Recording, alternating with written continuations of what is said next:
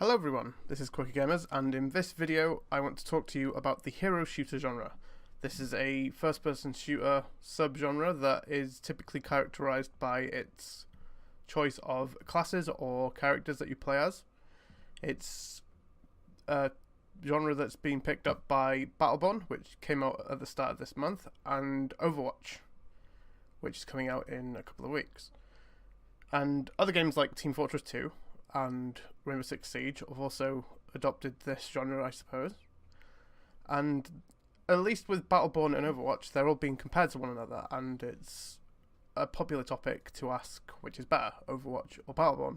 Now, I think people are starting to realise that they're quite different games, although they have some similarities because of the class-based element and also them being shooters. But that's about as far as the similarity goes.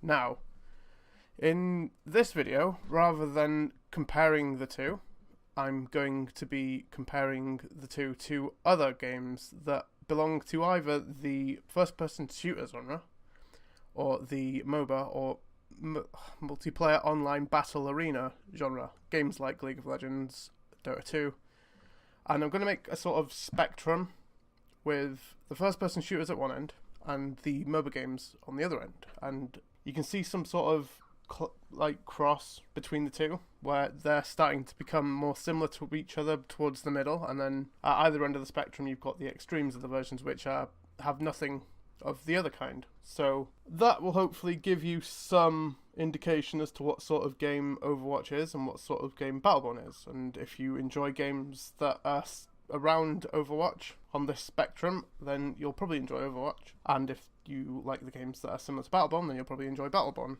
I think you'll probably recognise most of the games on this spectrum, and I've played most of them, I think. Probably all of them, in fact, apart from maybe one or two. And I think there are probably other games that I could have added to this list that I've not played, so I can't really place them properly because obviously I haven't played them, so I can't really make a educated opinion about them. So I'm just going to do the list, starting from the first-person shooters and then slowly getting towards the MOBA games. And at the end of the video, I'll probably do a honourable mentions of games which could make the spectrum, but I can't quite place them myself. But they're certainly games that would belong in this list if I had played them or could think of a proper place to put them. Okay, so let's get started. And the game I chose as the farthest end of the FPS spectrum is Unreal Tournament, because as far as I'm aware, it's just guns, and that's all it needs. It's just one big arena, you all start with the same health as everyone else, you just run in, get guns on the map, and then just shoot each other until you get a certain amount of abilities. You still have things like capture the flag, but even then, it's just, I chose this because there's no abilities, there's no deviations in health or armor or anything, you just get everything is as the same as everyone else, and you just kill each other for the duration of the match, and that's fine, that's great, and it's good. I think that really sums up what a FPS is if you take away everything that you take from class-based gameplay. So yeah, that's Unreal Tournament for you. Guns, guns, guns. And next on the list we've got Team Fortress 2. Team Fortress 2 is the first game on the list that has class-based gameplay. It's got the same game modes as Unreal Tournament, but rather than having weapon pickups and other things like that, it's dialed them down a lot. There's just health pickups, but the guns are decided based on which class you choose at the start of the game, and your class can be changed to mid-game if you decide to choose a different playstyle. It's the first game, as far as I'm aware, that's used this kind of playstyle, so it's kind of like a flagship game in that sense. I might be wrong. I mean, there's Team Fortress Classic, but that was essentially a mod. But yeah, it's kind of a big game. It's still very, very popular. It's one of Valve's biggest games. And yeah, it's the next stepping stone on our way to the next game, which is one of the games we want to talk about in this video. And next, we have Overwatch. Overwatch has a lot in common with Team Fortress 2. But on top of each character having different loadouts, they also have different abilities which they can activate to trigger special effects. This is the first game that starts to include MOBA-esque mechanics in its game, in the way of abilities, but it's also the first game which has strictly objective-based gameplay. It's still a PvP game, with no bots or other AI controlled units in the game, but it's still objective based. There is no team deathmatch, so on top of it being a PvP game, there is also objectives to worry about, which is also MOBA-esque, because even though you have the other team to worry about, you still have to complete a certain objective. And I think that makes it feel more like a MOBA game in some ways, but yeah, it's still not there yet. But as we go further down the list, you'll start to see more MOBA-esque mechanics being included in the games. Monday Night Combat.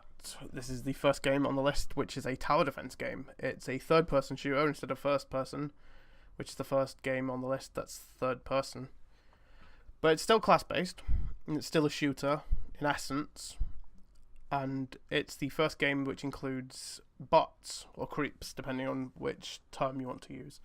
You escort your own AI-controlled units to the tower of the opposing team, and then the AIs just soak bullets from the tower whilst you destroy it, and you push all the way to the other team's, I think it's a money ball on this game, and you destroy that to win the game. And anyone that's played a MOBA game will recognise that as essentially the gameplay of any MOBA game.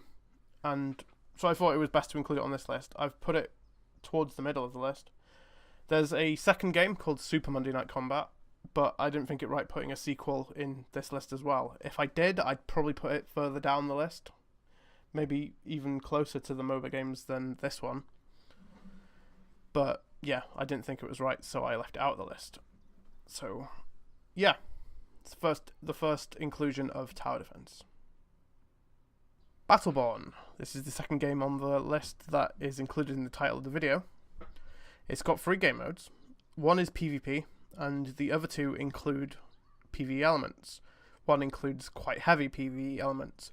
You have to defend your units whilst they proceed to the enemy base and destroy their MacGuffin before the enemy team protects their units and destroys your MacGuffin, which is MOBA games in a nutshell. And you have equipment that you take in with you before the game begins, which is not like a MOBA game. Usually you buy the equipment during the game, but you have to activate it with money you collect during the game, which is very much like a MOBA game. As well as that, you've got your abilities and your classes that have been included in the other games and in all MOBA games. And you have a talent tree, which is known in the game as a helix, which you update as you level up mid-game. It's the first game, I think, that has leveling up. I don't recall Monday Night Combat having a leveling up system. So that's, again, more like a MOBA game, because in MOBAs you level up whilst you play. And the inclusion of talents that you update as you go is something that's included in some MOBAs, but not many. But that's all the mechanics that are MOBA-esque, which is a lot, really, compared to the other games that I've mentioned so far. But further down the list, we're going to venture even further into the MOBA games. And next we have Paragon. Paragon is currently in closed beta. It recently had a beta weekend where it was stress testing its servers. I played it. Not a great deal, but I played it enough to form an opinion, which is sufficient for this video. It feels a lot like a MOBA game, more so than Battleborn and Overwatch, certainly Overwatch, but it's got more PvE elements to it than even Battleborn. Its map is very reminiscent of the MOBA games. It's 3 lanes, each with towers, and it's got a jungle connecting those lanes, as well as a river, which a lot of you will recognise from MOBA games like League of Legends, Dota. And in it you have cards, which is a bit like Battleborn equipment, and you use your cards to purchase your equipment. That's the equipment you can choose from in the shop.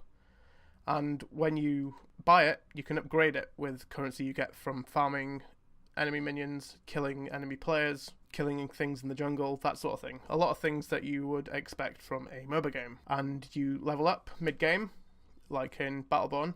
But unlike in Battleborn, you don't start with all your abilities. You attain them when you level up. You pick one and you level it up, and you can upgrade it as you go, which is a mechanic that is used heavily in MOBA games, almost all MOBA games in fact. And yeah, I thought it felt a lot like a MOBA game, more so than the others that I've mentioned so far, so I thought I'd mention it. Smite. Smite is a game that I've not personally played, but I felt should be placed on this list because I think it is a good bridge between Paragon and the rest of the games that I'm going to include. It's a third-person game, but other than that, it's a MOBA game.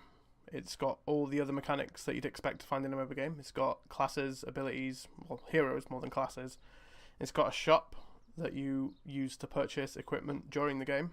You get money by killing things, be they players or creeps. And you push towards the enemy tower, through the enemy towers, until you reach their core, nexus, whatever the hell it's called in Smite, I don't know. And if you do that before the enemy team, you win.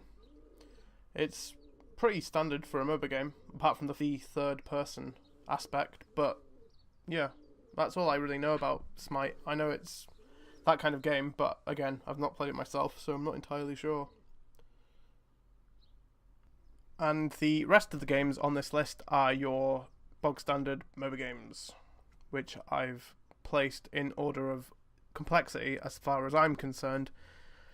I've placed them as Heroes of the Storm at 8th, League of Legends at 9th, and Dota 2 at 10th. I've put them in that order because I feel that Heroes of the Storm is the easiest, mechanically, of the three games, followed by League of Legends, and Dota 2 being the most complicated. And it feels fitting that Dota 2 be the 10th game. Defense of the Ancients, the original game that inspired Dota 2 to be created by Valve, was in fact the first MOBA game, I think, and it was a mod for Warcraft 3? Yeah, Warcraft 3. So, yeah, it seems like a good end point to include Dota 2 as the final game on this list. Okay, so that's all I really wanted to talk about. I hope that provides some clarity to some of you in terms of what sort of game Overwatch is and what sort of game Battleborn is. And if you've not tried some of the games on this list, then give them a go. If you like the games at either side of any of the games on this list, then you'll probably enjoy the one in the middle. And before I finish, I'm just going to do the honourable mentions. There are only two that spring to mind. The first is a game that's coming out later this year, which is called Paladins. I've not played it. I've not really looked it up, but I've watched the trailers, and it looks like a sort of Overwatch-y game. It's certainly a hero shooter anyway, but having not played it or looked at any real gameplay for it, I can't really place it on this list based on personal experience, so I'm just going to leave it out. There is certainly a place for it on this list. If I can play it, then maybe I'll include it on the list somewhere. And the second game on the list is Rainbow Six Siege, which is kind of a hero shooter. It's class-based, but again, I don't really know where I'd place it on this list. It didn't seem fitting to include it on this list, but I will give it an honourable mention because it's still part of the genre. So yeah, give Rainbow Six Siege a try. It's cool. And that's all I have time for. Thank you all for listening. Not so much watching. It's been more of a vloggy video than anything. Please like and comment to let me know what you think.